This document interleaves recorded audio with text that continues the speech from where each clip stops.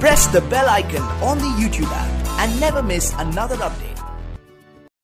हाय दोस्तों, एक नए वीडियो के साथ आप लोग के सामने आया हूं और इस वीडियो का नाम मैंने रखा है धूप और छांव। आप रात और दिन भी कह सकते हैं और मुझे पूरा यकीन है, उम्मीद है कि आपको ये वीडियो बहुत पसंद आएगा।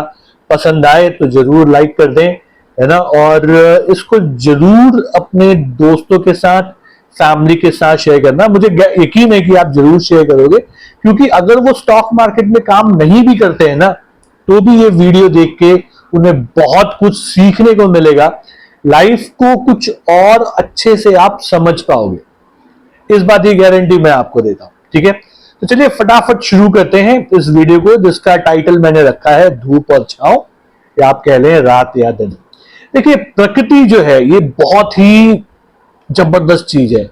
यहां पे हर जीव जंतु जो भी है, सबके लिए जगह है। आप देखें, शेर से लेके चीता से लेके कीड़े मकोड़े तक सब यहाँ पे जीते हैं और सब बहुत अच्छे से जीते हैं। सब एक दूसरे पे आश्रित भी हैं।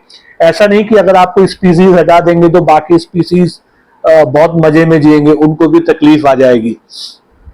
तो ये प्रकृति ऐसी, मतलब ऊपर वाले ने ऐसा बनाया है इस प्रकृति को कि यहाँ पे सब मिलजुल के रहते हैं। सुबह होती है तो रात हो जाती है, धूप रहेगी तो छाव होगी कभी ना कभी, है ना। तो जब सुबह है, यानी कि मतलब धूप है बहुत, आप देखें दोपहर का टाइम है, बहुत जबरदस्त धूप है, तो इसका मतलब ये नहीं है कि यही जिंदगी भर कंटिन्यू होगा।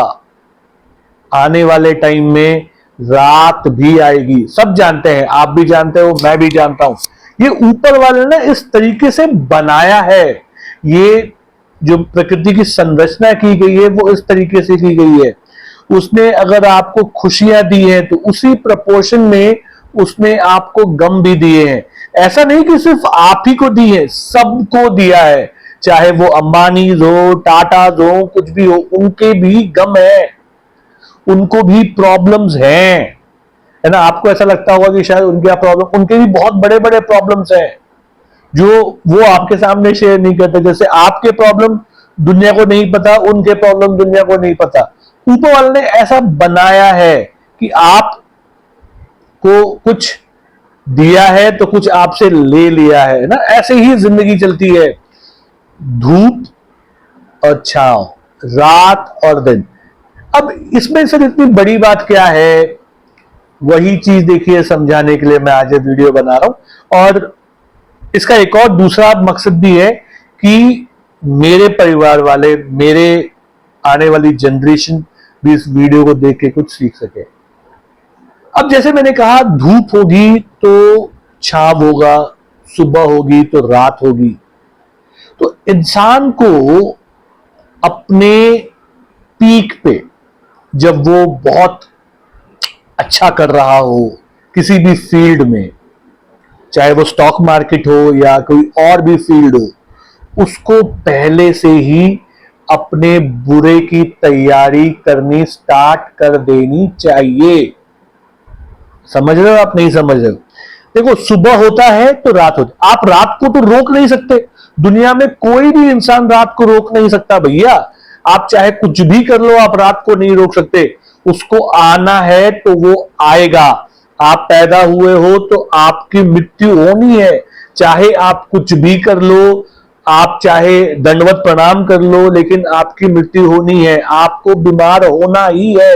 चाहे आप कितना भी अच्छा एक्सरसाइज कर लें, कितना भी अच्छा खाना खा लें, आपको बीमार होना ही है। तो कहने का मतलब ये है कि आप अपने अच्छे समय में, जो आपका अच्छा समय चल रहा है, जब आपका पीक चल रहा है, यानी कि जब धूप है, बहुत कड़ी कड़ाके की धूप पड़ रही है ना, तो आपको उस टाइम पे ये नहीं सोचना है कि यही जिंदगी भर रहेगा, ऐसी ही जिंदगी भर रहेगी। नहीं रहेगी दोस्त। आपको इस समय, यही समय है कि आपको रात की तैयारी करनी पड़ेगी। जैसा मैंने कहा, रात को आप अवॉइड नहीं कर सकते हो, तैयारी कर सकते हो। यानी कि आप मोमबत्ती का बंदोबस्त कर सकते हो ताकि अंधेरा हो तो एटलीस्ट आपको दिखाई पड़े। और अमीर हो, थोड़े से और पैसे हैं, इन्वर्टर्स का बंदोबस्त कर सकते हैं घर में। इन्वर्टर रहेगा तो अगर करंट चला भी जाए तो भी आपके पंखे टीवी सारे चलते रहेंगे। जनरेटर का बंदोबस्त कर सकते हैं ना। तो ये सारी चीजें आप पहले से ही तैयारी कर सकते हो कि मान लो अगर करंट चला गया, अंधेरे में रात हो जाती है, तो भैया क्या करना है, आपके पास बैकअप रहता है, आप कुछ तैयार करोगे। ठीक है, तो सेम चीजें हैं स्टॉक मार्केट के अंदर भी। स्टॉक मार्केट के बाहर अगर आप काम कर, जैसे फॉर एग्जांपल एक आदमी है, मैं हूं, तो भैया हेल्थ इंश्योरेंस ले लेना मेरे भाई। क्यों नहीं ले रहा है हेल्थ इंश्योरेंस? आप आज ठीक हो, आपको ऐसा लग रहा है कि सब कुछ ठीक ठाक है, राइट, लेकिन स्टोरी बदलते हुए ज्यादा देर नहीं लगती। 2020 में जब कोविड आया था, कैसे आया था? कुछ पता था कि आपको कि आपकी जॉब जाने वाली है या कितने समय तक जाने वाली है? कुछ पता था आपको? नहीं पता था ना। मुझे भी नहीं पता था। 2020 के अगस्त के अंदर मेरे को हार्ट अटैक आया, है ना। मैं मेंटली प्रिपेयर्ड नहीं था, ना मेरे परिवार को यकीन था कि मतलब ऐसा हो सकता है, राइट। जब मेरे को हार्ट अटैक आया, at that time I was only 43 years of age. मैं 43 का था, और सॉरी 42 का था उस टाइम पे, नॉट 43, 42 का था जब मेरे को हार्ट अटैक आया। So that's how life is. लेकिन मेरे पास उस टाइम पे हेल्थ इंश्योरेंस था, तो मेरे जो खर्चे हैं जो भी हैं वो उससे मैनेज हो गए, राइट। अभी 1 साल पहले मेरा बाईपास सर्जरी हुआ। मुझे नहीं पता था, सब कुछ ठीक चल रहा था। मैं डॉक्टर को दिखा के आया था और डॉक्टर ने कहा कि भैया आप एकदम बहुत तंदुरुस्त हो। आप मेरा एंजियोप्लास्टी जब हुआ तो मुझे कहा गया कि भैया अभी आप बहुत तंदुरुस्त हो, 1 साल के बाद मिलेंगे। लेकिन जैसे ही मैं डॉक्टर से मिलके वापस आया, उसके 1 महीने के बाद ही मेरे को पेन होना शुरू हो गया और फिर मुझे बाईपास के लिए जाना पड़ा। तो कहने का मतलब यही है कि आपकी तैयारी होनी चाहिए। अब मैं जिंदा हूं तो किसी ना किसी दिन देखिए मेरी मृत्यु भी हो सकती है, तो यार आपको एक लाइफ इंश्योरेंस भी निकाल के रखना चाहिए। क्यों नहीं निकाला आपने? अगर आपने नहीं निकाला, आपके पास हेल्थ इंश्योरेंस नहीं है, आपके पास लाइफ इंश्योरेंस नहीं है, तो कर लो ना मेरे भाई। किस चीज का वेट कर रहे हो? यही टाइम है आपके करने का, ठीक है, यही टाइम है आपके करने का। दिन में ही आपको रात की तैयारी करनी है। रात में नहीं कर पाओगे तब कुछ नहीं कर पाओगे जिंदगी में। अभी से आपको तैयारी करनी है, ठीक है। अगर आप कमा रहे हैं तो आपको थोड़ा थोड़ा पैसा सेव करना है। किसके लिए करना है? आप जॉब कर रहे हैं, अच्छे जॉब पे हैं, आपको अच्छे पैसे मिल रहे हैं, तो भी आपको कम से कम 10% जो आपकी सैलरी है वो आपको सेविंग में रखनी है। क्यों रखनी है? ताकि कभी मान लो गलती से आपको फायर कर दिया गया, जॉब छूट गया आपका, तो कम से कम आपके पास 6 महीना 1 साल का बैकअप होना चाहिए, ताकि अगर आप दूसरा जॉब सर्च कर रहे हैं, कुछ भी कर रहे हैं, तो आपके पास बैकअप है, आपका परिवार तकलीफ में ना जाए। ये सारी चीज आप कब करोगे? होने के बाद नहीं करना है। ये सारी चीज आपको पहले से ही करनी है। जब आपका जॉब चल रहा है, लाइफ सब कुछ ठीक ठाक चल रही है, that is the time you have to plan everything. समझ रहे हो? नहीं समझ रहे हो? हाँ, सेम वे स्टॉक मार्केट में भी है। जब बुल मार्केट चल रहा है, आप बुल मार्केट के मजे ले रहे हैं, आपके स्टॉक्स बहुत ऊपर जा रहे हैं, भाई मेरे, तो आपको क्या लग रहा है कि लाइफ अब ऐसी ही रहने वाली है? कभी बियर मार्केट नहीं आएगा, कभी करेक्शन नहीं होगी, सब होगी बेटा। उसके लिए तैयार थे। उसके लिए कैसे तैयार होना है? एक बार जब स्टॉक 75-80 RSI के ऊपर चला गया, भाई थोड़ा थोड़ा करके निकालते रहो ना। वो जो बड़ा हाथ है ना, जिसको आप बिग मनी कहते हो, बड़ा हाथ कहते हो, FII DI जो भी कह रहे हो, वो भी तो वही कर रहा है। 70 RSI के ऊपर, वो भी अप ट्रेंड के अंदर। जब स्टॉक अप ट्रेंड में होता है 70-75 RSI के ऊपर, वो अपना माल काट देता है। अब यहां पे एक बात देखो समझने वाली है, जो मैं आपको समझा रहा हूं, वो ये है कि जब भी आप माल काटें बुल मार्केट में, लिख लेना, किताब में लिख लो भाई, पॉज कर लो या कहीं भी ध्यान दे लो, यहां से ड्रिल करो। बुल मार्केट में कभी भी पूरा माल नहीं काटना है। क्या बोल रहा हूं, फिर से सुनो। बुल मार्केट में पूरा माल नहीं काटना है। आप अपना, आज आपने मान लो 30% बेच दिया, फिर कुछ दिन के बाद फिर 30% बेच दो, है ना। ऐसे करके आपको माल बेचने, एक ही बार में नहीं बेचना है। आपने देखा होगा, आपने एक स्टॉक बेच दिया, उसके बाद साला वो डबल हो, अरे यार मैंने बेचा उसके बाद डबल हो। सर मैंने जब बेचा था उस समय स्टॉक का RSI 80 था भाई। 80 होने के बाद भी स्टॉक 3-3 महीने, 4-4 महीने भी 80 RSI पे रह सकता है। और 80 RSI पे 4 महीने रह गया ना, तो स्टॉक दुगना 3 गुना हो जाएगा, क्योंकि वो स्पीड बता रहा है स्टॉक की। आपको क्या करना है कि आप भी धीरे धीरे माल काटिए। FII काट रहा है, बड़ा हाथ काट रहा है, आप उसको फॉलो कीजिए, थोड़ा थोड़ा थोड़ा करके आप माल काटिए उनके साथ, है ना। आप भी ऊपर से निकल जाते। लेकिन आपने क्या किया, आप आराम से घोड़ा बेच के सो रहे थे भाई। आपकी कोई तैयारी नहीं थी करेक्शन की, कि भाई करेक्शन आ जाएगा या स्टॉक के दाम गिर जाएंगे, डाउन ट्रेंड शुरू हो जाएगा। आपकी कोई तैयारी नहीं थी। अच्छा, तैयारी से याद आई, एक बात और समझाता हूं, ठीक है। मौका है, थोड़ा टाइम है, आज मौका मिला है तो थोड़ा समझाता हूं। देखो, स्टॉक मार्केट में ना 3 प्रकार की कंपनियां होंगी, large cap, mid cap and small cap. पता होगा आपको, मुझे बताने की जरूरत नहीं है, आप तो मजे हुए खिलाड़ी हो सर, मजे हुए खिलाड़ी हो। तो large cap, small cap, mid cap, ये 3 प्रकार की कंपनियां हैं। आप ऐसा समझो कि एक समुद्र है, समुद्र में एक बड़ा जहाज है, टाइटैनिक की तरह बहुत बड़ा जहाज, क्रूज शिप जिसको बोलते हैं।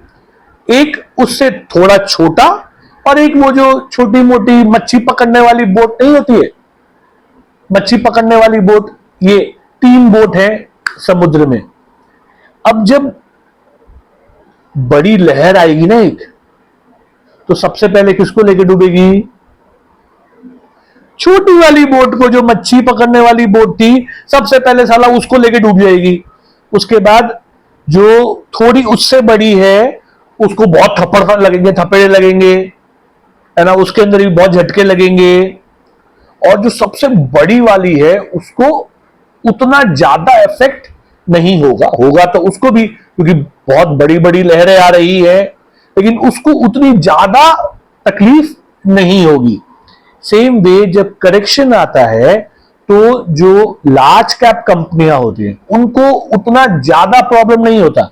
आप जाके HDFC, रिलायंस, जो भी देख लीजिए, करेक्शन में क्या वो 60%, 70% टूट गए हैं? नहीं, ज्यादा से ज्यादा 20 या 30% का, या उससे भी कम करेक्शन आपको देखने को मिलेगा लार्ज कैप के अंदर। मिड कैप अगर आप देखोगे तो वो सब 40-50 टूट गए होंगे। स्मॉल कैप के अंदर तो कम से कम 60-70% भी टूट गया होगा स्मॉल कैप। तो अगर आप स्मॉल कैप में हो तो आपको भैया बहुत ध्यान देना है। छोटी बोट में बैठे हो तो भैया ध्यान बहुत देना है। समुद्र की क्या उफान आ रही है, तूफान आ रहा है, कुछ आपको बहुत ध्यान देना है, क्योंकि आप छोटी बोट में हो। जो क्रूज में बैठा है उसको उतना ज्यादा फर्क नहीं पड़ता है, लेकिन जो छोटी बोट के अंदर है उसको बहुत फर्क पड़ता है। अब जब ये तूफान आता है, जैसा मैंने कहा, डुबाता भी यही है। अब उसकी लहर आएगी तो स्पीड से सबसे ज्यादा कौन चलेगा? वही छोटी बोट। छोटी बोट को थोड़ा सा पीछे से लहर आएगी तो मस्त आगे लेके जाएगी यार, फुल स्पीड, तो उसकी स्पीड काफी अच्छी हो सकती है। लेकिन वो जो बड़ी क्रूज शिप होती है उसकी उतनी ज्यादा स्पीड नहीं होती है भाई, है ना। छोटे शिप्स की स्पीड बहुत अच्छी होती है। तो कहने का मतलब, जो बड़ी जहाज है, आपके जो लार्ज कैप स्टॉक्स हैं, उसके अंदर आपको उतना ज्यादा मूवमेंट नहीं मिलेगा। बुल मार्केट भी आया तो क्या रिलायंस वहां से 3 गुना हो गया? क्या नहीं हुआ। लेकिन स्मॉल कैप, जब ये बुल मार्केट आया तो कहां से कहां चले गए स्टॉक्स, समझ रहे हो। तो पहले आप ये तीनों को समझो, इनके काम करने के तरीके को समझो, अपने आप को देखो कि आपने कहां पे निवेश किया है, और उसके बाद जो मैंने आपको ये रात दिन वाला कॉन्सेप्ट बताया, धूप और छांव वाला कॉन्सेप्ट बताया, ये आपको समझना है, इसको आपको अपने अंदर जो है उतारना है अच्छे तरीके से, तभी जाके आप एक बेटर ट्रेडर बन पाओगे, इन्वेस्टर बन पाओगे, या इंसान बन पाओगे। यार आप अपने बच्चों को क्या बोलते हो, भाई थोड़े पैसे बचाओ, क्यों बोल रहे हो?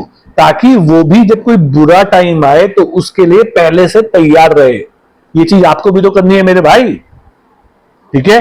तो इस वीडियो से सबसे पहले, अगर आप स्टॉक मार्केट में काम नहीं भी करते हो तो भी सबसे पहला काम क्या करना है भैया, पहले हेल्थ इंश्योरेंस लो, किसी भी कंपनी का लो जो आपको अच्छा लगता है।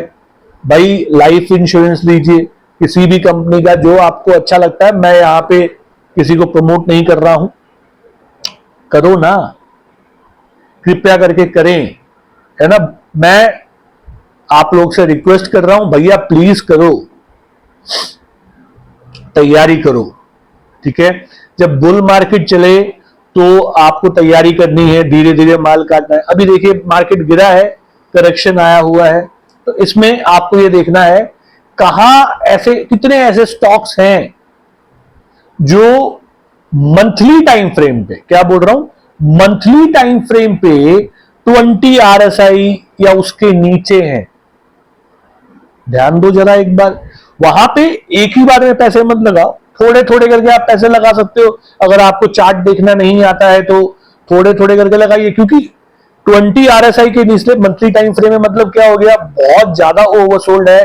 अब यहां पे डाउन ट्रेंड से उसके ऊपर जाने की संभावना है। अब जहां इतना मैंने आपको बता दिया, एक स्टॉक मैं आपके साथ डिस्कस कर रहा हूं जो मैं अभी यहां पे कोई रिकमेंडेशन नहीं है बाई करने की, सेल करने की, सिर्फ ऐसे ही जो मतलब मैंने आपको बताया कि जो 20 RSI के नीचे हो मंथली में, आप जाके देखिए टाटा टेक को, टाटा टेक के चार्ट को निकालना, उसके जाके मंथली RSI को देखिए, ठीक है? आप देखेंगे कि उसका RSI कुछ 15 या 16 के करीब करीब रहेगा, ठीक है? मेरी कोई बाई या सेल का रिकमेंडेशन नहीं है, मैं सिर्फ बता रहा हूं कि मतलब बहुत ओवरसोल्ड है, खरीदारी के मौके बनते हैं, ठीक है? तो आज के वीडियो में इतना ही। होपफुली जो मैं आपको समझाने की कोशिश करना चाहता था इस वीडियो में, मैं शायद उसमें कामयाब रहा हूं।